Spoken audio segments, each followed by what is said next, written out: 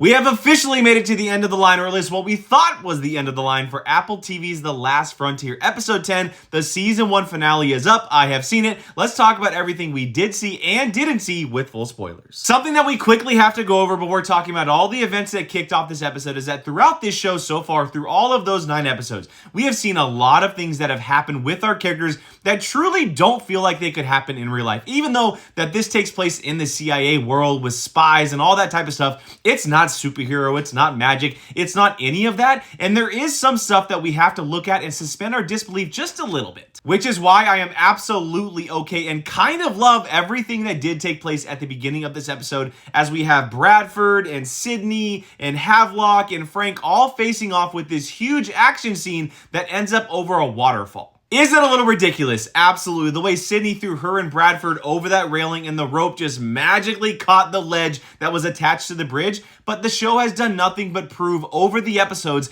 that they are able to do stuff like that because they have created that type of world with those type of boundaries. Was it this huge cinematic conclusion? Absolutely not. But I do think it was the exact ending the story has been building towards for the last couple of episodes. Once that story got wrapped up, which did include Havelock being on the run, I kind of liked the personal change the episode went through, as Frank is putting himself on the line to save Sydney's life.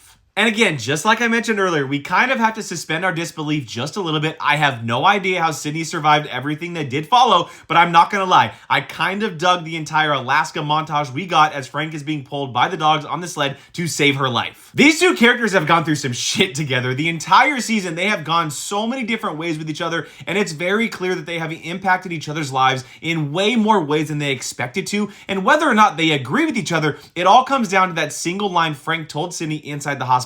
I may not believe in what you are doing, but I can completely understand where you are coming from. And I think that's very important, not just because of everything we saw them go through in this season, but as we saw at the end of the episode, there is very clearly plans for a season 2, and that could come into play as Havelock, Frank, and Sydney would all be back. Last major thing that took place in the episode is that kind of cringeworthy scene that took place between Frank, his wife, and his son, as they are telling him to get rid of the evidence that he has been holding on to for years because they all just want to leave the past behind them. And I can completely understand where their mindset is, but the acting behind it and some of the dialogue was, again, a little cringeworthy. Overall, I did enjoy myself with The Last Frontier. I thought it was a good season of television. It's not the greatest thing you'll ever see. It's a little uneven. Some of the writing isn't as top-notch as it probably should be, but I enjoyed myself with the characters, which is the main part of the show. If they can tighten up some of the writing and make things make a little bit more sense in a season 2, I would happily continue on with this story. But now that you've heard my thoughts, I would love to hear from you guys. Your thoughts on the finale, how it all ended with our characters, the season overall, and if you'd be interested in a second season. And don't forget to hit that follow button if you want to hear my